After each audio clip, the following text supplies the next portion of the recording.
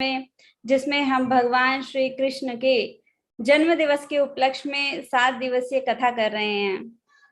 भगवान श्री कृष्ण की रोचक कथाओं को उनके विषय में जानने का प्रयास कर रहे हैं। भगवान की अनेकानेक कथाएं हैं, उनमें से कुछ कथाओं पर हम चर्चा कर रहे हैं। जैसे कि पिछले सत्र में भगवान श्री कृष्ण की जन्म कथा के विषय में सुना था कि किस प्रकार से भगवान श्री कृष्ण ने जन्म लिया, कैसे वो पहुंचे नंद बाबा के पास में, यशोदा मैया के पास में। और उसके अगले सत्र में हमने चर्चा की थी पूतना का उद्धार किस प्रकार से हुआ था और किस प्रकार से ब्रह्मा जी की ब्रह्म विमोहन लीला हुई थी। और आज हम चर्चा करेंगे श्री श्री गिरिराज गोवर्धन जी की, कि किस प्रकार से भगवान श्री कृष्ण ने गिरिराज जी को अपनी लेफ्ट हैंड की छोटी सी उंगली पर उठा लिया था। तो चलिए शुरुआत करते हैं आज के सत्र के मंगलाचरण से। ओम अज्ञानतिमिरान्धस्य ज्ञानाञ्जनशलाकया चक्षुरुन्मीलितं येन तस्मै श्रीगुरुवे नमः। श्रीचैतन्यमनोभीष्टं स्थापितं येन भूतले स्वयं रूपः कदा मह्यं ददाति स्वपदान्तिकम्। तप्त कांचन गौरांगी श्री राधे वृंदावनेश्वरी वृषभानुसुते देवी प्रणमामि हरिप्रिये। जय श्री कृष्णा चैतन्य प्रभु नित्यानंदन श्री अद्वैत गदाधर श्रीवासादि श्री गौर भक्त वृंदा। हरे कृष्णा कृष्णा कृष्णा हरे हरे, हरे राम राम राम हरे हरे। हरे कृष्णा। जैसा कि हमने पिछले सत्र में चर्चा की थी ग्रह्मा जी की ब्रह्म विमोहन लीला, कि किस प्रकार से ब्रह्मा जी ने भगवान श्री कृष्ण के जो गोप ग्वाले थे, गायें थी, बछड़े थे, उन सबको छुपा दिया था। और भगवान श्री कृष्ण इस बात से बहुत नाराज हुए थे ब्रह्मा जी पर, और ब्रह्मा जी को इस कारण से श्राप भी मिला था। अब ब्रह्मा जी प्रार्थना कर रहे थे कि प्रभु मैंने बहुत बहुत अपराध किए हैं, कृपा करके मुझे क्षमा कीजिए और अपने इस ब्रजधाम में मुझे स्थान प्रदान कीजिए। ये प्रार्थना उन्होंने उस समय भी की थी। इससे पहले उन्होंने प्रार्थना की थी श्रीमती राधा रानी से। चलते हैं अब भगवान श्री कृष्ण के नित्य धाम गोलोक धाम में। एक बार की बात है, जब ये बात सामने आई कि भगवान श्री कृष्ण इस धरा पर जन्म लेने जा रहे हैं, तो सभी देवी देवता जो थे उन सबको ये भाव जागा, ये इच्छा हुई कि हम भी भगवान के पास जाएं, भगवान श्री कृष्ण के नित्य धाम में जाएं और भगवान की सेवा करें और उनकी जो लीलाएं हैं उनमें हम भाग लें। सभी देवी देवता इकट्ठे हो रहे थे, मिल रहे थे और पूछ रहे थे कि कैसे हम वहां पर जन्म लें। तो ब्रह्मा जी के पास जाते हैं देवी देवता और ब्रह्मा जी से पूछते हैं, कहते हैं उनसे कि प्लीज हमें है ना ब्रजधाम में जन्म दीजिए, हम किसी भी रूप में जन्म लेने के लिए तैयार हैं। तो ब्रह्मा जी कहते हैं उनसे कि वहां पर तो सब फुल हो गया है, हाउस फुल है, कोई जगह नहीं बची है। मतलब कि वहां पे इतने सारे लोग आ गए हैं, सभी ने गोप ग्वालों के रूप में जन्म ले लिया है। तो देवी देवता बोलते हैं कि बोले अच्छा मुझे गाय बना दो। तो बोले गायों ने भी गाय भी सारे हो गया, मतलब वहां पे जितने रिक्वायर्ड थे ना वो सब गाय अब देवी देवता ही हैं सारे। बंदर बना दो, तो बोले बंदर भी फुलफिल हो गया है, अभी बंदरों के लिए भी कोई स्थान नहीं है। तो अंततः फिर वो बोलते हैं अच्छा ठीक है, तो ऐसा कीजिए आप हमें है ना वहां का कण और धूल मिट्टी ही बना दीजिए। तो अर्थ ये है इसका कि व्रज की जो रज है वो व्रज की रज नहीं है, वो देवी देवता है, स्वयं साक्षात देवी देवता है। उन सभी को प्रणाम है, उस रज रज को प्रणाम है हम सभी का। अब जब सभी देवी देवताओं ने ब्रह्मा जी से तो मांग लिया कि हमें ये बना दो, वो बना दो, ये बना दो, वो कर दो, अब ब्रह्मा जी खुद सोचे, बोले कि अरे ये सब लोग तो चले जाएंगे व्रज में, मेरा क्या होगा। तो ब्रह्मा जी श्रीमती राधा रानी के पास जाते हैं और राधा रानी से प्रार्थना करते हैं, हे श्रीमती राधा रानी, कृपया करके मुझे आप व्रज में स्थान दीजिए। तो श्रीमती राधा रानी कहती हैं, व्रज में कहाँ स्थान दूं आपको, सभी ने तो स्थान पा लिया है। कोई वृक्ष बन गया है, कोई गऊ बन गया है, कोई बंदर बन गया है, कोई मोर बन गया है, गोप ग्वाले बन गए हैं, तो बोले जगह ही नहीं बची है। तो ब्रह्मा जी कहते हैं, अरे मुझे कुछ भी बना दो, मिट्टी भी बना दो तो भी चलेगा, पर बना दो कुछ। तो श्रीमती राधा रानी कहती हैं, ठीक है तो आप ऐसा कीजिए, आप पर्वत बन जाइए। तो भगवान श्री कृष्ण और श्रीमती राधा रानी की इच्छा से जैसा कि ब्रह्मा जी के 4 मुख हैं, तो बरसाना श्रीधाम बरसाना में 4 पर्वत हो गए, दानगढ़, मानगढ़, भानगढ़ और विलासगढ़। इस तरीके से ब्रह्मा जी की ये 4 मुख हो गए। ब्रह्मा जी बहुत खुश कि बोले चलो, मुझे अब भगवान श्री कृष्ण और श्रीमती राधा रानी के चरणों का हमेशा हमेशा के लिए साथ रहेगा। जब वो आएंगे और मेरे ऊपर चलेंगे और लीलाएं करेंगे, तो मुझे हर समय उनके चरणों का आश्रय रहेगा। तो ब्रह्मा जी बहुत प्रसन्न हो गए। अब ये चीज शिव जी भी देख रहे थे, तो शिव जी कहते हैं कि अरे ब्रह्मा जी को तो बहुत अच्छा पोजीशन मिल गया है, व्रज में इतना बढ़िया स्थान पे उन्होंने जगह प्राप्त कर ली है। तो अब शिव जी भी बड़ा परेशान हो गए। शिव जी भी जाते हैं फिर राधा रानी के पास में और श्रीमती राधा रानी से कहते हैं कि हे मैया, कृपया करके मुझे भी व्रज में कोई स्थान दो। तो श्रीमती राधा रानी उनसे कहती हैं, बोले पूरी जगह तो फुल हो गई है। ब्रह्मा जी को जैसा उन्होंने बोला था वैसा ही उन्होंने बोला श्रीमती राधा रानी ने शिव जी को कि पूरी जगह तो भर गई है, मैं कहाँ आपको स्थान दूं। बहुत सोच विचार करने के बाद में श्रीमती राधा रानी कहती हैं, ठीक है आप ऐसा करो, नंदगांव में नंदी पर्वत बन जाओ। तो जब हम नंदगांव जाते हैं तो जिस पर्वत पर हम चढ़कर जाते हैं वो नंदी पर्वत है, वो स्वयं साक्षात शिवजी हैं। शिवजी ने अपने मस्तक पर धारण किया है भगवान श्री कृष्ण को। इस प्रकार से ये सौभाग्य प्राप्त किया शिव जी ने कि शिव जी भी अब व्रज में बन गए हैं, परमानेंटली हैं। अब कौन बचा, अब बचे विष्णु जी। अब विष्णु जी कैसे पीछे रह जाएं। तो अब विष्णु जी जाते हैं श्रीमती राधा रानी के पास में करबद्ध होकर और आश्रय अनुग्रह करते हैं, उनसे प्रणाम करते हैं, उनसे रिक्वेस्ट करते हैं कि हे श्रीमती राधा रानी, कृपया करके आप मुझे भी व्रज में स्थान प्रदान कीजिए। हालांकि विष्णु जी में और कृष्ण जी में अंतर नहीं है, विष्णु का प्रादुर्भाव जो हुआ है वो कृष्ण जी से ही हुआ है। तो शास्त्रों में ऐसा वर्णन आता है कि वो नॉन डिफरेंट है, पर फिर भी विष्णु जी जाके श्रीमती राधा रानी से अनुरोध करते हैं, कृपया करके मुझे भी आप व्रज में स्थान प्रदान कीजिए।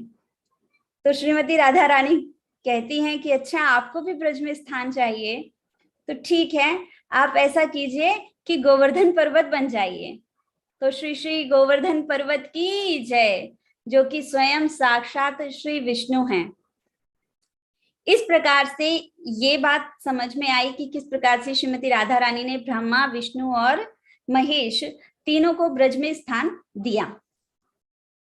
ऐसे तो अनेकानेक स्थान पर उन्होंने स्थान दिया हुआ है ब्रज में शिव जी को और विष्णु जी को, ब्रह्मा जी को, लेकिन ये 3 स्थान मुख्य बताए गए हैं। अब ये पता चल गया जो श्री गोवर्धन है वो स्वयं साक्षात श्री विष्णु हैं। अब बात आती है उस समय की कि एक बार की बात है, एक ऋषि हुए थे पुलस्त्य। वो पुलस्त्य ऋषि जो थे वे बहुत ही योगी और ध्यानी थे, हमेशा भगवान का चिंतन और स्मरण किया करते थे और विचरण करते थे। वे एक बार की बात है, वे द्रोणांचल गए। द्रोण पर्वत का बहुत बड़ा एरिया था, वहां पर वो साधना के लिए, तपस्या के लिए गए। द्रोण पर्वत जो था वो बहुत सुंदर था, उसमें नाना प्रकार के वृक्ष थे जिन पर नाना प्रकार के फल फूल आते थे। सुंदर दिव्य झरने बहते थे वहां पे। अनेकानेक पक्षी थे जिनकी कलरव से वो पूरा द्रोण पर्वत जो था वो हर समय गूंजता रहता था। वहां का जो माहौल था बहुत ही सौम्य, बहुत ही सुंदर था। ये चीज देखकर, ये स्थान की रमणीयता को देखकर पुलस्त्य ऋषि को बहुत आनंद हुआ और वे सोचने लगे कि काश ऐसा ही पर्वत काशी में होता। काशी अर्थात बनारस में।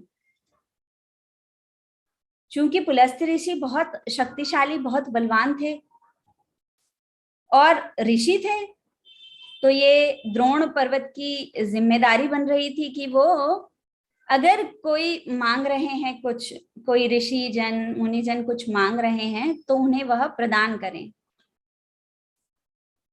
तो पुलस्त्य ऋषि ने द्रोण पर्वत से कहा कि मैं चाहता हूं कि आप अपने पुत्र गोवर्धन को मुझे दे दें। अब पिता से पुत्र बिछड़ता है तो कष्ट तो होता ही है। बहुत कष्ट हुआ द्रोण पर्वत ने जब ये सुना कि पुलस्त्य ऋषि मेरे पुत्र गोवर्धन को अपने संग काशी ले जाना चाहते हैं। क्यों? क्योंकि ताकि काशी के जो ऋषि मुनि हैं वो वहां पर उनकी कंदराओं में रहकर ध्यान तपस्या कर सकें, भगवान को प्रसन्न कर सकें। इसलिए पुलस्त्य ऋषि काशी ले जाना चाह रहे थे गोवर्धन को। अब चूंकि गोवर्धन तो शुरू से ही भक्ति भावी थे, शुरू से ही भगवान श्री कृष्ण के उपासक थे, अब उनके हृदय में तो काशी जाने की इच्छा ही नहीं थी। अब चूंकि द्रोण पर्वत ने कह दिया पुलस्त्य ऋषि को, ठीक है आप मेरे पुत्र को अपने साथ ले जाइए, तो जो गोवर्धन पर्वत थे, द्रोण के पुत्र गोवर्धन, उन्होंने पुलस्त्य ऋषि से कहा ठीक है मैं आपके साथ चलने के लिए तैयार हूं, पर मेरी एक शर्त है। बोले क्या शर्त है आपकी? बोले कि आपने जहां कहीं पे भी मुझे रख दिया पहली बार में, मैं वहीं स्थापित हो जाऊंगा, फिर वहां से हिलूंगा नहीं। उन्होंने कहा ठीक है। अब जो गोवर्धन थे उन्होंने अपना आकार छोटा किया और पुलस्त्य ऋषि ने उन्हें उठाकर अपने साथ काशी ले जाने के लिए रवाना हो गए, वो निकल गए वो। अब जैसे ही व्रजधाम आने वाला हुआ, अब गोवर्धन की तो इच्छा कुछ और ही थी, तो गोवर्धन ने अपना वजन बढ़ाना, वेट बढ़ाना शुरू कर दिया। उन्होंने कुछ ही पलों में अपना वेट इतना बढ़ा लिया कि पुलस्त्य ऋषि थक गए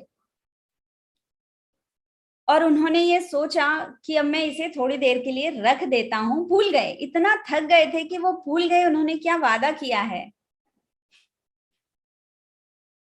हमारे शरीर की जो इंद्रियां होती हैं इस प्रकार से हमें जकड़ लेती हैं कि हम समय के साथ भूल जाते हैं। तो हमें हमेशा इस बात का ध्यान रखना चाहिए कि किस प्रकार से हम भगवान की सेवाएं कर सकें। उसमें जो इंद्रियां विघ्न डालती हैं, इन सब इंद्रियों को पकड़ के रखिए। समय लगेगा परंतु ध्यान कीजिए गुरुदेव का, गुरु के चरणों में प्रणाम कीजिए कि हे प्रभु, हे गुरु, हाँ आप हमें विमुख मत कीजिए, हमारी इंद्रियां हमें मोहित कर रही हैं, कृपया करके इस मोह से हमें लोभ ना दीजिए, लोभ ना हो हमें, ऐसी कृपा कीजिए हमसे, हम पर। तो इस प्रकार से हमें गुरु से प्रार्थना करनी चाहिए। तो जो ऋषि पुलस्त्य थे उनको बहुत वेट फील होने लग गया कि बहुत भारी हो गए, तो उन्होंने सोचा कि मैं रख देता हूं इनको। इतनी ही देर में व्रजधाम आ गया और पुलस्त्य ऋषि उतरे और उन्होंने जो गोवर्धन था उसको स्थापित उन्होंने रख दिया। अब उनको तो पता नहीं था कि मैंने तो जो ये वादा किया है यही वादा फलीभूत हो जाएगा, ये तो होना ही है ऐसा। तो अब उन्होंने पर्वत रख दिया, थोड़ा सा विश्राम किया, और विश्राम के पश्चात ऋषि पुलस्त्य ने गोवर्धन से कहा चलो उठो। अब गोवर्धन जी बोले अरे आपने तो मुझसे वादा किया था कि तुम्हें मैं जहां रख दूंगा वहीं तुम स्थापित हो जाना, आपने मुझे रख दिया और मैं तो स्थापित हो गया। पुलस्त्य ऋषि ने कहा हाँ वादा तो किया था, लेकिन उन्हें बहुत क्रोध आया पुलस्त्य ऋषि को। पुलस्त्य ऋषि को क्रोध आया, इस कारण से पुलस्त्य ऋषि ने गिरि गोवर्धन को श्राप दे दिया। क्या श्राप दे दिया? कि तुम हर दिन तिल तिल करके कम होते जाओगे। तिल तिल, राई राई, राई का दाना कितना छोटा होता है, हर दिन इतना करके कम होते जाओगे। तो जो हम सुनते हैं जब हमारे जो बड़े वृद्ध लोग होते हैं जब वो जाते थे तो वो कहते थे कि गिरि गोवर्धन पहले थोड़ा और बड़ा था, अभी थोड़ा छोटा हो गया है पहले से। मतलब 20-30 सालों में ही उन्होंने डिफरेंस फील किया। अब आप बताइए 5000 वर्ष पहले का था गोवर्धन, तो स्वाभाविक है वो धीरे धीरे करके कम होते जा रहे हैं पुलस्त्य ऋषि के श्राप के कारण। अब इस प्रकार से धरा पे प्रकट हो गए गोवर्धन। अब कुछ लोग कहते हैं कि गोवर्धन स्वयं भगवान श्री विष्णु हैं, स्वयं भगवान श्री कृष्ण हैं, तो कुछ लोग कहते हैं कि वो भक्त हैं। अब दोनों की ही बातों को मानते हैं, मान रखते हैं, दोनों ही गुरु का, आचार्य का जो भी उन्होंने कहा है दोनों का ही मान रखते हैं। कैसे? चैतन्य महाप्रभु कौन? चैतन्य महाप्रभु भगवान श्री कृष्ण और श्रीमती राधा रानी के मिलित तनु। तो कौन है भगवान चैतन्य महाप्रभु? भगवान है, हुए भगवान। क्यों? क्योंकि वो श्रीमती राधा रानी और भगवान श्री कृष्ण के मिलित तनु हैं। अब उन्होंने इस धरा पे आके क्या किया? भक्ति का प्रचार किया, प्रसार किया उन्होंने, तो वो भक्त भी हैं। इसी प्रकार से गिरि गोवर्धन भी भक्त भी हैं और स्वयं साक्षात भगवान भी हैं। अब वो भक्त हैं तो हम जानते हैं कि वो कैसे भक्त हैं। Shrimad Bhagavatam 10th canto chapter number 21, उसमें गोपियों को आप सभी जानते हैं, गोपियों की लीलाओं का तो क्या कहना, कि गोपियों ने जो अथाह भक्ति की थी वैसी भक्ति संभव ही नहीं है। एक उदाहरण, कैसे गोपियां सर्वश्रेष्ठ हैं, इसका एक छोटा सा, ये एक छोटा सा कथा है, एक छोटी सी, हालांकि समय नहीं है अधिक, पर फिर भी, कि गोपियां किस प्रकार से भगवान श्री कृष्ण की सबसे प्रिय सेविका हैं। एक बार की बात है, द्वारिका में भगवान श्री कृष्ण थे अपनी 16,108 रानियों के साथ में। भगवान श्री कृष्ण को अचानक से सर में दर्द हुआ, अतः पीड़ा थी उन्हें, वो दर्द जो था वो सहा नहीं जा रहा था उनसे। तो इस दर्द का कोई इलाज दूसरे लोगों को सूझ नहीं रहा था कि इस दर्द का क्या इलाज है। कई प्रयास किए उन्होंने पर सफलता प्राप्त ना हुई। नारद जी आए नारायण नारायण करते हुए, और नारद जी ने पूछा भगवान श्री कृष्ण से कि हे प्रभु, आपको जो ये सर में दर्द है, इस दर्द का निवारण कैसे होगा? अब ये तो किसी ने पूछा ही नहीं था उनसे। तो श्री कृष्ण जी ने नारद जी को कहा कि कोई मेरे भक्तों की चरण धूलि लाकर मुझे दे दे। चरण धूलि लाना तो बहुत सरल था, अब भगवान के तो इतने सारे भक्त, पूरा द्वारका भरा हुआ, पूरा जगन्नाथपुरी, ब्रजधाम, सबका सब भरा हुआ था। इतने सारे, पूरा ब्रह्मांड भरा हुआ था भगवान के भक्तों से। तो इस धरा के ही भक्तों की क्या बात की जाए। नारद जी जाते हैं रुक्मणी मैया के पास में और उनसे कहते हैं कि इस प्रकार से भगवान श्री कृष्ण के सर में दर्द है, तो उनको अपने सबसे प्रिय भक्त, उनके जो भक्त हैं, उनके चरण की धूली चाहिए। तो रुक्मणी महारानी कहती है नारद जी से कि क्या बात कर रहे हैं नारद जी आप, वो तो मेरे प्राणेश्वर हैं, कैसे मैं अपने चरणों की धूली उनको उनके मस्तक पर दे दूं। आप क्या बात कर रहे हैं। इस प्रकार से रुक्मणी जी ने मना कर दिया। फिर वो गए सत्यभामा के पास में, सभी जितनी भी पटरानियां थी सबके पास में गए, एक एक करके, सबने मना कर दिया उनसे। अनेक स्थानों पर गए और सब मना कर देते थे उन्हें कि हम अपने चरण धूली नहीं देंगे, भगवान श्री कृष्ण के माथे पे हमारे चरणों की धूली, अरे क्या अपराध की बात कर रहे हो आप। इस प्रकार से सबने मना कर दिया उनको कि हम नहीं देंगे। वापस गए थक हार के नारद जी कृष्ण जी के पास में और बोलते हैं कि इस प्रकार से तो कोई आपको चरण धूली देने को तैयार नहीं है। तो कृष्ण जी कहते हैं उनसे, गोपियों के पास गए क्या। तो वो बोलते हैं नहीं नहीं, गोपियों के पास तो नहीं गया मैं। अच्छा ठीक है, ऐसा करो ब्रज की गोपियों के पास जाके एक बार पूछ के आओ। अब नारद जी व्रजधाम पहुंचते हैं, वृंदावन पहुंचते हैं और वहां पर गोपियों से आग्रह करते हैं, अनुरोध करते हैं कि कृपया करके आप अपने चरणों की धूली दे दीजिए हमें। बोले क्यों चाहिए। बोले ऐसे ऐसे करके भगवान श्री कृष्ण के सर में बहुत दर्द हो रहा है, तो कह रहे हैं कि उनके जो सबसे प्रिय भक्त हैं, जो उनके भक्त हैं, उनके चरण की रज लाके मेरे माथे पर लगा दो तो मेरा सर दर्द ठीक हो जाएगा।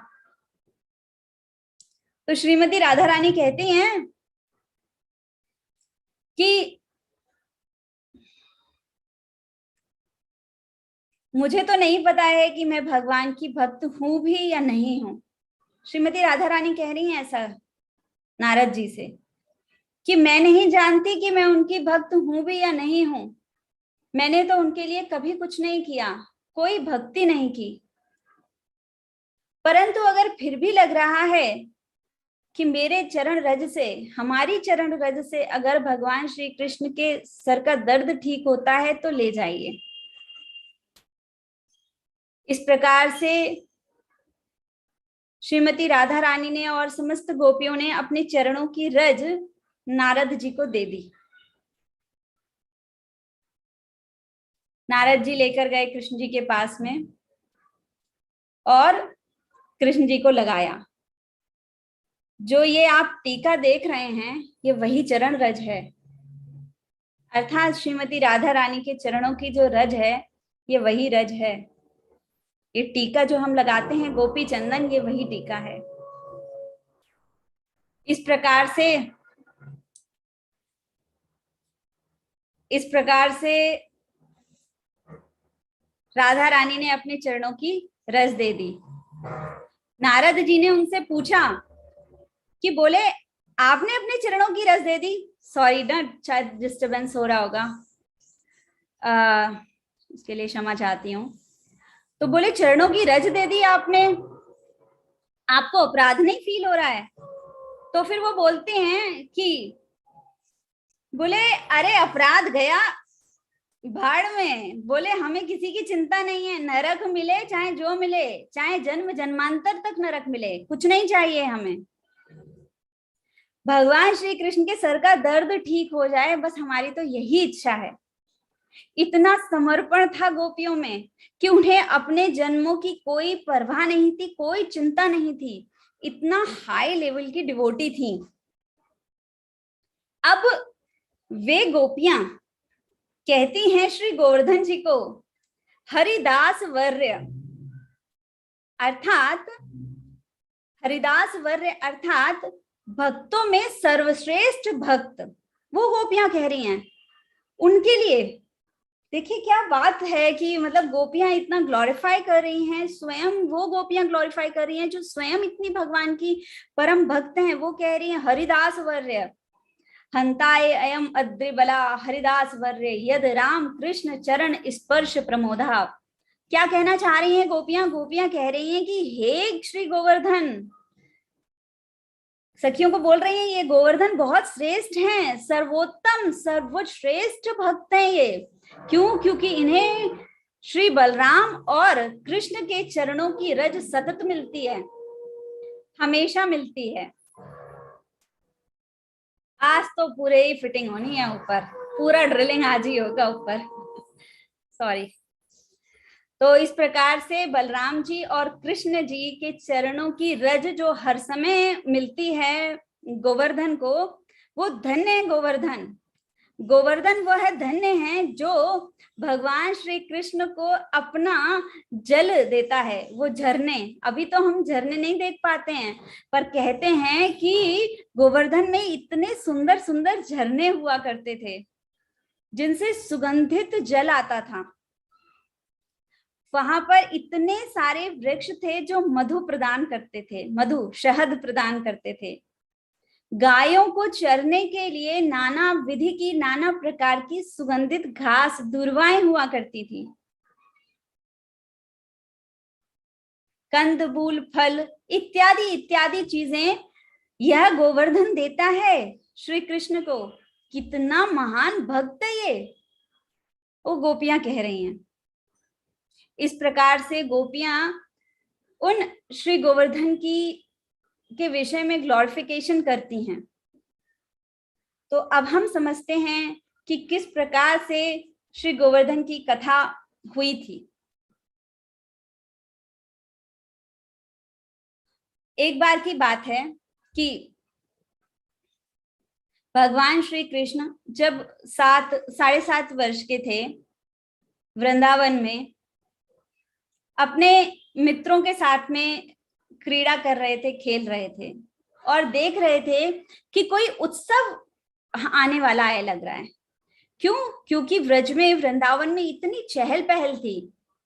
वो देख रहे थे कि जगह जगह फूलों से सजाया जा रहा है, पत्तियों से लड़े बनाकर बंधनवार लगाया जा रहा है, झंडे की लड़ियां लगाई जा रही हैं, यज्ञ के लिए सामान आ रहा है, नाना प्रकार के व्यंजन बन रहे हैं, दूध, दही, घी, शक्कर, शहद सब एकत्रित किया जा रहा है। वो ये सब चीजें देख रहे थे और बहुत भव्य हो रहा था सब।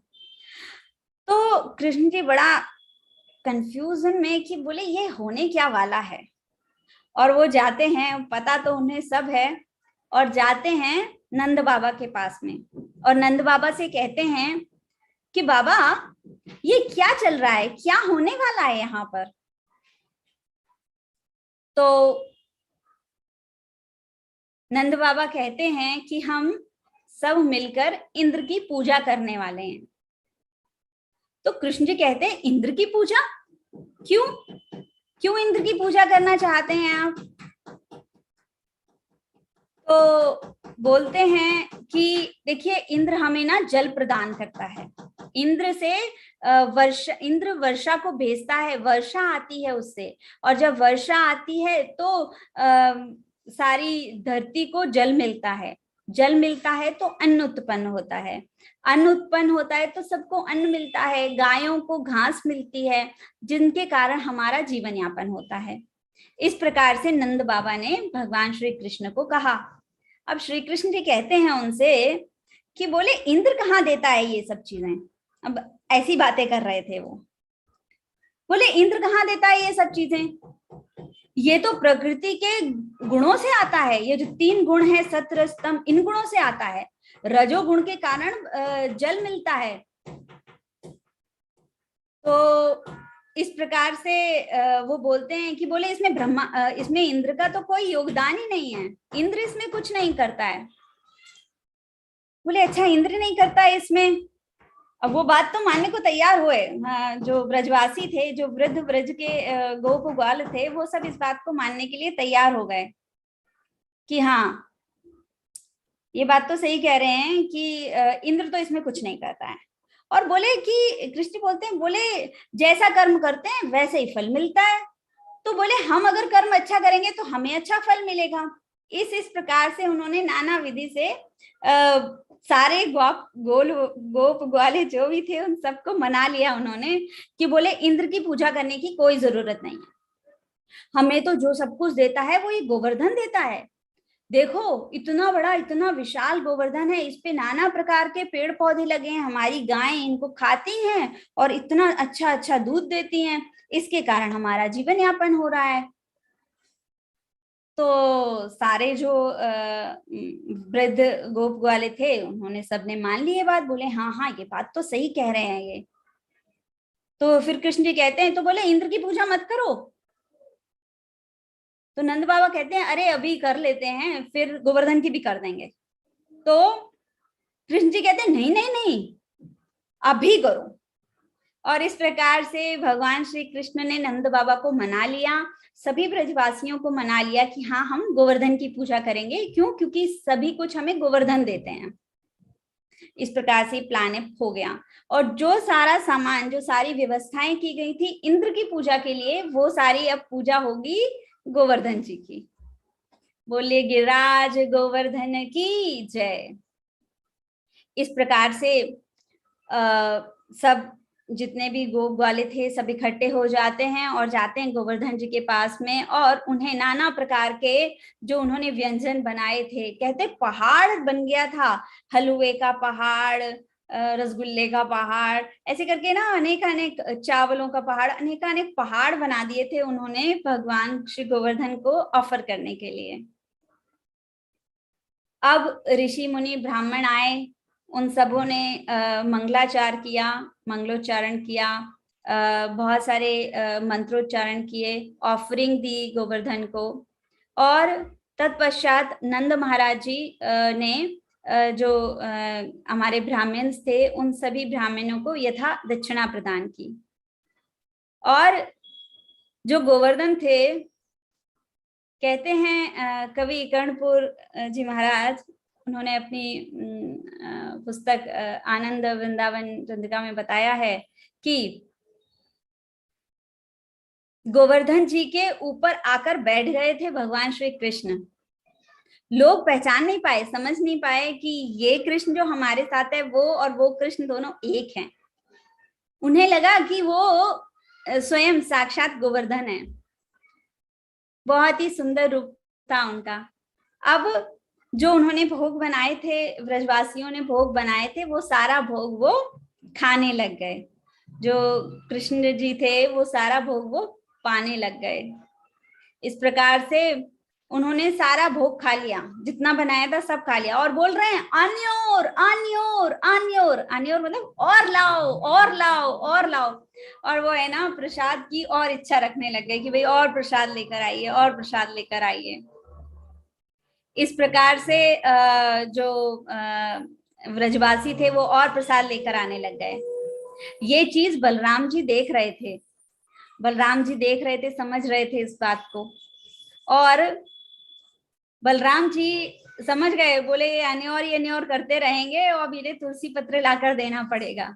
तो बलराम जी गए और तुलसी पत्र लेकर आए, और बलराम जी ने वो तुलसी पत्र उनको ऑफर कर दिया।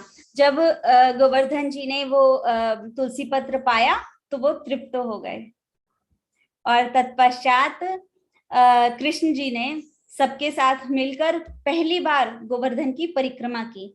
तो जो गोवर्धन की परिक्रमा का जो नियम है वो उस समय से चला आ रहा है। गिरि गोवर्धन की सभी जितने भी व्रजवासी थे उन सभी ने, सारी ही गायों ने, सभी ने सुंदर सुंदर वस्त्र आभूषण पहन के सज के गैयों को तैयार करके उस गोवर्धन की परिक्रमा लगाई। परिक्रमा लगाने के पश्चात में सभी लोग अपने अपने घर चले गए। अब इंद्र के जो थे लोग, उसने भेज रखे थे अपने लोग, और इंद्र के लोग सुन रहे थे इस बात को और ब्रजवासी कह रहे थे देखो गोवर्धन कितना महान है, कितना अच्छा है गोवर्धन, कि इस गोवर्धन को कितना अच्छा सामान खाने को ये हमारा जो हमने ऑफर किया है वो सब पा रहा है, हमसे बात भी कर रहा है, हंस भी रहा है ये। बोले इंद्र ने तो कभी अपना चेहरा तक नहीं दिखाया हमें, कैसा इंद्र था ये इंद्र बेकार था देवता। बोले देखो गोवर्धन कितने अच्छे हैं, बोले हमसे आके बात भी कर रहे हैं, मिल भी रहे हैं, खा भी रहे हैं ये। इस प्रकार से सभी ब्रजवासी बहुत प्रसन्न थे और इंद्र कुपित हो गया। उसका जो अहंकार था वो बहुत हाई लेवल पर चला गया था। वो ये सोच रहा था कि मैं ही सर्वश्रेष्ठ हूं, जबकि भगवद गीता में स्वयं भगवान श्री कृष्ण कहते हैं कि जो भी देवी देवताओं को भोग प्राप्त होता है वो सब मेरा है। अर्थात देवी देवताओं को जो दिया जाता है वो फाइनली अंततः भगवान श्री कृष्ण के पास ही जाता है। ये भगवद गीता में भगवान श्री कृष्ण बिल्कुल फर्मली बोल रहे हैं इस बात को। ये बात इंद्र भूल गया। इंद्र कहता है नहीं, मैं तो सर्वे सर्वा हूं, जो भी ये लोग सब प्रदान कर रहे हैं ये सब मेरा है, इस पे किसी का ही कोई अधिकार नहीं है। क्योंकि इंद्र जो था वो स्वर्ग में निवास करता था और स्वर्ग का ऐश्वर्य, उसने इतना ऐश्वर्य भोगा और साथ के साथ वो भूल गए कि बोले जो भी दान धर्म यज्ञ तपस्या है वो सब में वो डामाडोल हो गए। कहते हैं वहां पे उन्होंने सुरापान किया, उसके कारण उनकी बुद्धि और कलुषित हो गई। इसीलिए इस्कॉन में 4 प्रिंसिपल्स बताए गए हैं, उनमें से एक प्रिंसिपल है नो इंटॉक्सिकेशन। हमें शराब नहीं पीनी है, मदिरापान नहीं करना है। क्यों? क्योंकि बुद्धि विस्मृत हो जाती है इसलिए। तो इस प्रकार से इंद्र को ये बात समझ में आ गई। इंद्र ने को अहंकार आ गया इस बात का कि बोले नहीं, मैं तो बहुत महान हूँ, बहुत बलशाली हूँ, बलवान हूँ, मैं तो, मेरे से बड़ा कोई नहीं है इस संसार में। बहुत ज्यादा उसको अभिमान हो गया। ये बात भगवान श्री कृष्ण जान गए थे और इंद्र का यह गरुड़ तोड़ने के लिए उन्होंने ये सारी लीला रची थी। क्योंकि भगवान श्री कृष्ण इतने सुहृदी हैं, इतने केयरिंग हैं कि हमेशा अपने भक्तों पर दया भाव रखते हैं कि मेरे किसी भी भक्त को कोई कष्ट ना पहुंचे, वो कहीं फंस ना जाए। तो वो देख रहे थे कि इंद्र अपने ही अहंकार में फंसता जा रहा है, तो इसको इससे निकालना पड़ेगा। इसलिए भगवान श्री कृष्ण ने इतनी बड़ी लीला रची। अब सब पहुंच गए अपने अपने घर, ग्वाल बाल गोपजन सब अपने अपने घर पहुंच गए और देखते हैं कि बहुत ही आंधी तूफान सा माहौल खड़ा हो गया। कैसे? चूंकि इंद्र तो बहुत कुपित था, तो इंद्र ने संवर्तक बादल को बुला लिया। संवर्तक बादल कौन था ये पता है? जब प्रलय आती है ना, तब संवर्तक बादल को बुलाया जाता है। संवर्तक बादल इतनी भयंकर बारिश करते हैं, इतनी भयंकर बारिश करते हैं कि पर्वत, पृथ्वी और समुद्र तीनों एक लेवल में आ जाते हैं। पृथ्वी, पर्वत और समुद्र तीनों एक लेवल में आ जाता, तो कुछ नहीं दिखाई देता। इतनी जबरदस्त बारिश करते हैं संवर्तक बादल। अब संवर्तक बादल को बुलाया था इंद्र जी ने, तो अब गड़गड़ाहट भी हो रही है ऊपर से बादलों की गड़गड़ाहट हो रही है आज तो ऊपर से। तो इंद्र ने बोला संवर्तक बादल को, तो संवर्तक बादल को जब पता चला कि अरे ब्रज में ये बोल रहे बारिश करने के लिए, इस प्रकार से जो कृष्ण है उसने ऐसे ऐसे करके किया है, इसलिए बोल रहे हैं बारिश करने के लिए। अभी संवर्तक को सब पता था। कैसे पता था संवर्तक को? संवर्तक ने तृणावर्त का उद्धार देखा था। तृणावर्त एक राक्षस था, जो राक्षस हवा में उड़ गया था और बादलों तक ऊपर पहुंच गया था, और भगवान श्री कृष्ण ने उसका गला पकड़ रखा था। तो कहते हैं कि जब तृणावर्त ऊपर जा रहा था तो संवर्तक बादल ने देख लिया था तृणावर्त को और कृष्ण को। तो संवर्तक बादल था वो समझ गया था कि बोले ये पक्का है ना, भगवान कृष्ण हैं, इससे पंगा लेना ठीक नहीं है। अब चूंकि इंद्र ने बोला था उनको, तो ऑप्शन नहीं था उनके पास में, फॉलो उनको करना ही था। तो इस प्रकार से संवर्तक बादल, अग्नि, वायु, इन सभी के साथ में पहुंच जाते व्रजधाम। ऐसी घमासान वायु चलती है कि सब उड़ने लगा। छोटे छोटे जीव तो थोड़ा थोड़ा उड़ने ही लग गए थे, इतनी तेज आंधी तूफान आ रहा था। और बारिश, बारिश तो कहते हैं कि एक खंबे के बराबर मोटी मोटी बूंदें थी संवर्तक बादल से आ रही थी। इतनी घमासान बारिश थी। अब जो बारिश आती है उसकी बूंदें कितनी होती हैं, छोटी छोटी सी। और संवर्तक बादल से जो बारिश हो रही थी वो खंबे के समान इतनी मूसलाधार बारिश थी। कुछ ही क्षणों में व्रज में हर जगह पानी हो गया। ये देख के सब व्रजवासी डर गए। गायें अपना मुंह नीचे करके खड़ी हो गईं और अपने ही नीचे उन्होंने अपने बालकों को, अपने बच्चों को छुपा लिया। बंदरों ने अपने बच्चों को पकड़ लिया, मोर भी छुप गए, और सारे ही व्रजवासी जो थे वो सब सब अपने घरों में छुप गए। पर बारिश बहुत तेज थी, बहुत तेज बारिश थी। इस बारिश का सामना करना उन सभी के लिए असंभव सा लग रहा था। कृष्ण जी ये बात समझ गए कि ये जरूर इंद्र का कार्य है। अब वो अपने मित्रों के साथ खड़े हुए थे। अपने मित्रों को बोलते हैं वो, ये पक्का इंद्र का ही काम है जो इतनी घनघोर बारिश कर रहा है। वो इतनी बिजली कड़क रही है, इतनी तेज आंधी चल रही है। बोलते हैं कृष्ण जी अपने सखाओं से कि बोले, मैं ऐसा करता हूं, ये गोवर्धन को उठा लेता हूं छतरी की तरह, और सारे ब्रजवासी इसके नीचे आ जाएं। तो उनके जो सखा मित्र थे वो कहते हैं, अरे क्या बात करता है, ये तो इतना छोटा सा तो है, कह रहा गोवर्धन उठा लूंगा। कैसे उठा लेगा तू गोवर्धन, बेकार की बातें मत कर। तो बोलते हैं नहीं नहीं मैं उठा लूंगा। तो उनके मित्र कहते हैं उनसे, अच्छा ठीक है चलिए कदम्ब का वृक्ष उठा। तो भगवान श्री कृष्ण ने तुरंत ही उस कदम्ब के वृक्ष को उठा दिया और मोड़ दिया। उनके जो सारे मित्र थे ना वो ये देखकर डर गए, बोले अरे बाप रे इतनी हिम्मत है इसमें।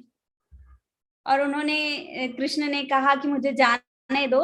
तो उनके मित्रों ने कहा अच्छा ठीक है जा।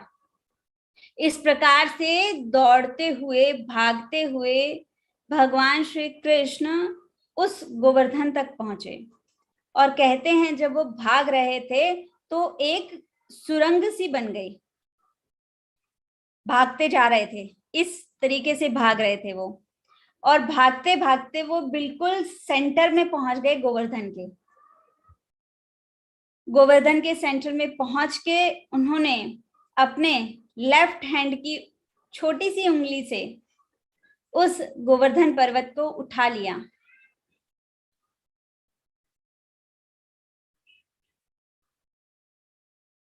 सोचिए लेफ्ट हैंड में ताकत कम होती है, लेफ्ट पार्ट में ताकत कम होती है, राइट में ज्यादा ताकत होती है। उस लेफ्ट हैंड की छोटी सी उंगली से उन्होंने गोवर्धन उठा लिया। जो तथाकथित कुछ लोग बोलते हैं ना कि हम भगवान हैं, अब वो एक बुक को ही 7 दिन तक उठा लें, बुक, केवल एक छोटी सी बुक, उसको ही 7 दिन तक उठा लें, पता चल जाएगा कितने बड़े भगवान है वो। पता नहीं कैसे लोगों के मन में ये विचार आ भी जाता है और कैसे मानते नहीं हैं। अब भगवान श्री कृष्ण ने अपनी छोटी सी उंगली पे गोवर्धन पर्वत को उठा लिया और कहा कि सब व्रजवासियों को बुला लाओ यहाँ पर। सब व्रजवासी अपना सामान लेके अपनी बुलक कार्ट्स पर बैठ के सब आ गए गोवर्धन के नीचे। कहते हैं कि जितने भी हिंसक जानवर थे शेर, चीता, लोमड़ी, सियार, जितने भी हिंसक जानवर थे वो सारे के सारे गोवर्धन पर्वत के ऊपर थे। और सारे ब्रजवासी, गाय, बंदर, मोर, ये सारे ही गोवर्धन पर्वत के नीचे थे। सब लोग आ गए वहां पर।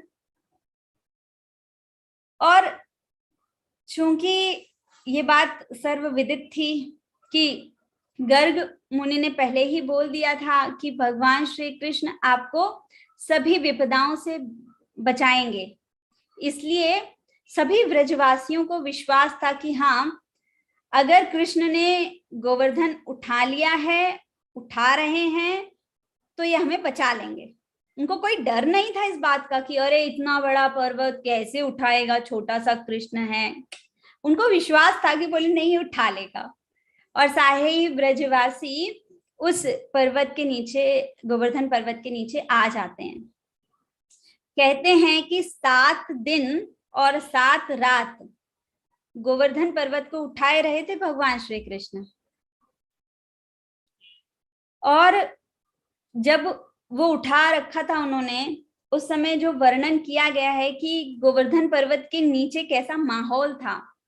तो देखो, जब कोई पत्थर को हम उठाते हैं, जैसे बारिश का मौसम चल रहा है इस समय, तो लेकिन ऐसे आप जनरली देखिए कि कोई वृक्ष, कोई पत्थर अगर बहुत समय तक एक जगह पर रखा हो, उसको उठाएं तो छोटे छोटे कीड़े दिखाई देते हैं, कभी कभी थोड़े बड़े भी दिख जाते हैं। लेकिन जब कृष्ण जी ने गोवर्धन पर्वत उठाया था तो उसके नीचे कुछ भी जानवर नहीं थे, कोई भी कीड़ा, कुछ भी नहीं था। इस तब बहुत सुंदर सी लैंड थी वो। यहां तक कहा गया है कि उस लैंड पे भी घास उग रही थी और अनेक प्रकार की सुविधाएं भी उपस्थित थी, जिससे व्रजवासी उसका लाभ ले सके। ये थी गोवर्धन की कृपा। जब सभी व्रजवासी वहां पर इकट्ठे हो गए तो माहौल कैसा हो गया वहां पे? आनंद का माहौल हो गया वहां पे। सब लोगों के लिए तो पार्टी हो गई वो। क्यों?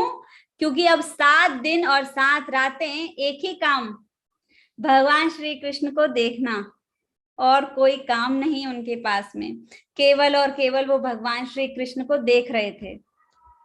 और भगवान श्री कृष्ण भी सबको देख रहे थे। यशोदा मैया थोड़ा परेशान थी कि बोले मेरे इस छोटे से बालक ने अपनी छोटी सी उंगली पे इतना बड़ा पर्वत उठा रखा है, क्या होगा। बहुत दुख, बहुत कष्ट में थी यशोदा मैया। केवल यशोदा मैया ही कष्ट में थी, वात्सल्य था ना उनको, इसलिए वो इतना कष्ट में थी। और बीच बीच में जाके कृष्ण जी को कुछ खिलाई आती थी, कभी कुछ खिलाई आती थी।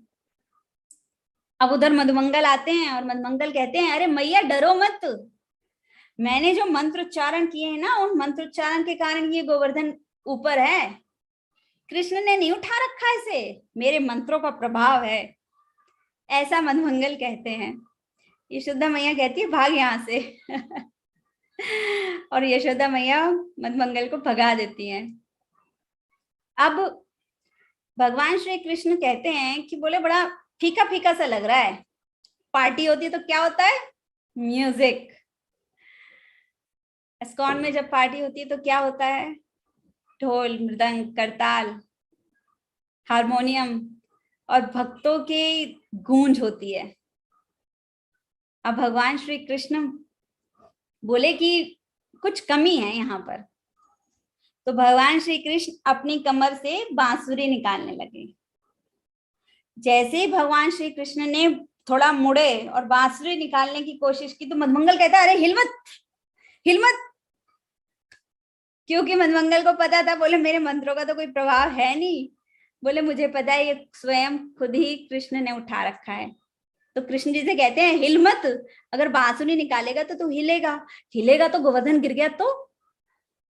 इस प्रकार से उनके जो सखा थे वो उनसे बात कर रहे थे। भगवान श्री कृष्ण ने अपनी बांसुरी निकाली और बजाई। अब वहां पे तो नृत्य शुरू हो गया, रास शुरू हो गया, सभी लोग कीर्तन में मग्न हो गए। वहां पर गायें भगवान श्री कृष्ण की परिक्रमा करने लगी, घूमने लगी गोल गोल गोल गोल। बंदर आके कभी उनके पैर पे बैठ जाएं, कभी पास में बैठ जाएं, मोर नाचने लगे वहां पर। इस प्रकार से दिव्य आनंद था जिस समय भगवान श्री कृष्ण ने गोवर्धन पर्वत उठा रखा था। अब ऊपर का क्या माहौल था? चूंकि संवर्तक बादल ने पूरा आकाश घेर रखा था, वायु के तेज प्रचंड से सारी धरा, सारे वृक्ष हिल रहे थे, बिजली कड़क रही थी और बिल्कुल अंधेरा, बिल्कुल अंधेरा। काले बादल होते तो कैसा अंधेरा होता है ना, बिल्कुल ऐसा अंधेरा। रात लग रही थी गोवर्धन के ऊपर और गोवर्धन के नीचे प्रकाश लग रहा था। भगवान श्री कृष्ण की जो मणि थी, उनके जो आभूषण थे, उनके कारण प्रकाश फैल रहा था, जिसके कारण पूरा ही गोवर्धन के नीचे प्रकाशमय वातावरण था। गोप गोपियों को पता ही नहीं चला कि 7 दिन निकल चुके हैं, 7 रातें बीत चुकी हैं, सब आनंद में मग्न। किसी को टेंशन नहीं कि मुझे घर जाने का है, कि मुझे घर जाना है, घर जाके मुझे काम करना है। किसी को कोई इच्छा नहीं, कोई मन नहीं। इस प्रकार से 7 दिन और 7 रात गुजर गई। अब इंद्र ये चीज देखता है, बोले गलती हो गई मुझसे, ये जरूर पक्का ही भगवान ही है, इन्होंने गोवर्धन उठा लिया, कोई भी प्रभाव नहीं पड़ा, इतनी बारिश की मैंने, उसका कोई भी प्रभाव नहीं पड़ा इन पर, पक्का ये भगवान है। और डर के मारे इंद्र ने सबको बोल दिया अपने अपने घर भागो भागो भागो, सबको बोल दिया। अब संवर्तक बादल भागे, उधर वायुदेव भाग गए, अग्निदेव भाग गए, सब भाग गए और बिल्कुल नॉर्मल सूर्य दिखने लगा।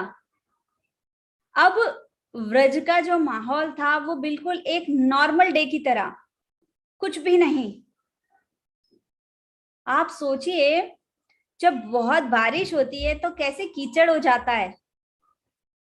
कहते हैं कि जब ब्रज में बारिश हुई इतनी घमासान, उसके तुरंत बाद पश्चात सारा वातावरण नॉर्मल, पता ही नहीं लग रहा था कि इतनी घनघोर बारिश हुई थी। ये प्रभाव है आध्यात्मिक जगत का, आध्यात्मिक स्थान का, जहां भगवान स्वयं साक्षात श्री कृष्ण मौजूद थे। इस प्रकार से भगवान श्री कृष्ण सभी गोप ग्वालों से कहते हैं कि अब वर्षा थम गई है, आप सभी लोग अपने अपने घर जा सकते हो। अब कोई जाने को तैयार नहीं। क्यों? क्योंकि सबको तो आनंद आ रहा था भगवान श्री कृष्ण के साथ में। ऐसा कहाँ सौभाग्य कि बताइए 7 दिन तक भगवान सामने, कहाँ ऐसा सौभाग्य रखा है। सब अपने कामों में व्यस्त रहते थे, अपना काम करते रहते थे। कहाँ इतना आनंद था कि भगवान मधुर माधुरी बांसुरी बजा रहे हैं और सब आनंद कर रहे हैं। गाय भी हैं, मोर भी हैं, बंदर भी हैं, सब हैं, सब ग्वाल बाल सखा सब हैं। कहाँ ऐसा आनंद रखा था। अब कोई जाने को तैयार नहीं। अब भगवान श्री कृष्ण कहते नहीं नहीं, जाओ जाओ, सब लोग जाओ। गाय भी पीछे मुड़ मुड़ के देख रही थी कि अब चलें। कृष्ण जी से कह रही थी तुम भी चलो, तुम भी चलो। अब वो जाने को तैयार ही नहीं थी। फिर भगवान श्री कृष्ण ने कहा नहीं नहीं, आप सभी लोग जाइए। तो सभी ब्रजवासी, गाय, बंदर, मोर, सभी लोग गोवर्धन पर्वत से बाहर आ गए। अब भगवान देखिए कितने केयरिंग है। भगवान अपने मित्रों से कहते हैं कि जरा देखो, ब्रज गोवर्धन के चारों तरफ कोई सो तो नहीं रहा है, पता चले मैं पर्वत रखूं और किसी को सो रहा हो कोई तो इस प्रकार से उन्होंने दिखवाया भाई कोई सो तो नहीं रहा है, सब निकल गए हैं, और फिर उसी प्रकार से जिस प्रकार से उन्होंने उठाया था पर्वत उसी प्रकार से रख दिया और वापस उसी टनल से बाहर आ गए। वो सब कुछ नॉर्मल हो गया। जो ब्रजवासी थे वो बड़ा कंफ्यूज हो गए, बोले वाकई में ये नंद जी का पुत्र है भी कि नहीं है। सब जाते हैं मिलके नंद जी बाबा के पास में और कहते हैं वाकई में कृष्ण आपका पुत्र है, हमें लगता नहीं है। तो नंद बाबा कहते हैं नहीं नहीं मेरा ही पुत्र है, चिंता मत करो। गर्ग मुनि आए थे, याद करो जब नामकरण हुआ था तो गर्ग मुनि ने कहा था ना कि आपका पुत्र तो स्वयं नारायण है, इसमें अद्भुत शक्तियां हैं। तो बोले वो तो पहले ही कह के गए थे, तो ये मेरा ही पुत्र है। इस प्रकार से ये लीला हुई। अब इंद्र उधर डर के मारे कांप रहा था, बहुत डर था इंद्र को कि बोले अब मेरा क्या होगा, क्योंकि वो देख चुका था ब्रह्म विमोहन लीला में ब्रह्मा जी का क्या हुआ था। अब ब्रह्मा जी भी डर चुके थे कि बोले मैंने तो बड़ा परेशान कर दिया कृष्ण जी को, और कृष्ण जी से अभिशाप भी प्राप्त कर लिया। दे रेस्पेक्ट, अगर हम कोई गलती करते हैं तो हमें उसके एवज में अगर कोई प्रताड़ना मिल रही है या कोई पनिशमेंट मिल रहा है तो हमें उसे स्वीकार करना चाहिए। तो इंद्र जी बहुत डर रहे थे, फिर भी इंद्र जी पहुंचे ब्रह्मा जी के पास में और बोला कि मेरे से बहुत बड़ा अपराध हो गया है, मुझे बताइए कि मैं क्या करूं। तो ब्रह्मा जी कहते हैं कि जाओ कृष्ण के पास में जाओ और उनसे क्षमा याचना करो। तो इंद्र जी जाते हैं कृष्ण जी के पास में सुरभि गाय को लेकर। उन्होंने बोला था सुरभि गाय को ले जाना अपने साथ में, ऐरावत हाथी पे मत जाना अहंकारी की तरह, जैसा अहंकार का प्रदर्शन करा है तुमने। जब अहंकार होता है ना तो मनुष्य सब कुछ भूल जाता है, कौन बड़ा कौन छोटा, सब उसको लगता है कि मैं ही कर रहा हूं सब कुछ। ऐसा होता है अहंकार। हमारे हृदय में भी, मेरे हृदय में भी अनेकानेक प्रकार का अहंकार है। भगवान श्री कृष्ण से प्रार्थना है कि जिस प्रकार से उन्होंने इंद्र का अहंकार तोड़ा उस प्रकार से मेरे भी अहंकार को चूर चूर कर दें, तोड़ दें उसे। अब इंद्र जो थे वो जाते हैं कृष्ण जी के पास में और क्षमा याचना करते हैं। तो इंद्र से कहते हैं भगवान श्री कृष्ण कि तुम्हारे अंदर इतना अहंकार आ कैसे गया। तो इंद्रदेव बोलते हैं, बोले अरे मैं ये सोचने लगा कि मेरे ही कारण सब कुछ चल रहा है। तो बोले क्यों, तुम्हें तो सब पता ही है ना कि तुम करता नहीं हो। तो कहते हैं हाँ मुझे पता तो है कि मैं करता नहीं हूं, लेकिन मैं भूल गया था। इसलिए हमें कभी भूलना नहीं चाहिए कि हमारी वास्तविक स्थिति क्या है। हमारी वास्तविक स्थिति है कि हम भगवान श्री कृष्ण के नित्य दास हैं। हमें नित्य नित्य उनकी सेवा याचना करनी चाहिए। इस प्रकार से भगवान श्री कृष्ण ने इंद्र को माफ कर दिया और कहा इंद्र से कि अब तुमने जो किया ना अब मत करना ऐसा, जो गलती कर दी उसको दोहराना मत और अपना अभिमान फेंक दो और समझ लो कि तुम कुछ भी नहीं कर रहे हो। इंद्र ने मान लिया, प्रेयर्स की कृष्ण जी के लिए, कृष्ण जी ने एक्सेप्ट किया उसे। फिर सुरभि मैया उनसे कहती हैं कि हे प्रभु आपने हम गौओं की बहुत रक्षा की है, तो मैं चाहती हूं कि हम सभी आपका अभिषेक करें। आपने गोवर्धन पर्वत उठा के इतनी बड़े 9 लाख गायें थी नंद महाराज की, केवल नंद महाराज की, तो पूरे गोपालों की कितनी गायें थी, इतना विशाल था गोवर्धन। पूरी 9 लाख गायें तो केवल नंद बाबा की थी, ऊपर से ब्रजवासी, ऊपर से ब्रजवासियों की गायें, इतना विशाल था गोवर्धन। तो उन्होंने कहा कि हम आपका अभिषेक करना चाहते हैं। तो इस प्रकार से गोविंद कुंड पर ले जाकर भगवान श्री कृष्ण का सुरभि गाय ने अभिषेक किया और इंद्रदेव ने भगवान श्री कृष्ण को नाम दिया गोविंद। क्यों? क्योंकि भगवान श्री कृष्ण ने गायों की रक्षा की थी, इसलिए उन्हें गोविंद नाम दिया। इस प्रकार से हमने आज श्रवण किया कि कैसे भगवान श्री कृष्ण ने गोवर्धन पर्वत उठाया और इंद्र का घमंड चूर चूर कर दिया। इंद्र भी समझ गए कि हाँ, भगवत सत्ता और भगवान ही परम है, हमारा अस्तित्व नहीं है। जिस प्रकार से इंद्र ने सरेंडर कर दिया, उस प्रकार से हम सभी भगवान श्री कृष्ण के चरणों में अपना समर्पण करते हैं।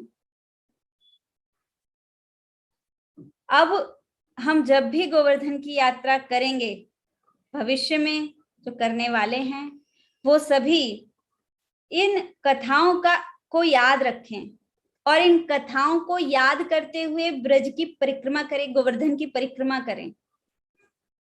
ना आपको थकान होगी, ना आपको प्यास लगेगी, ना आपको भूख लगेगी।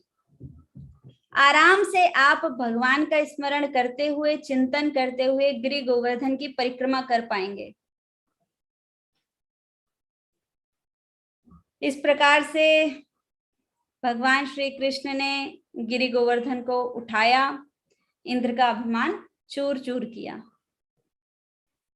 कल हम चर्चा करेंगे कि किस प्रकार से गोवर्धन जी जो हैं, वहां पर कुछ संतों की अद्भुत लीलाएं हुई हैं। तो गोवर्धन जी का जो ग्लोरिफिकेशन है, उससे हमें समझ में आएगा थोड़ा। और साथ के साथ भगवान श्री कृष्ण की कुछ और कथाओं पर हम कल चर्चा करेंगे। तब तक के लिए आप सभी लोगों को प्रणाम। हरे कृष्णा।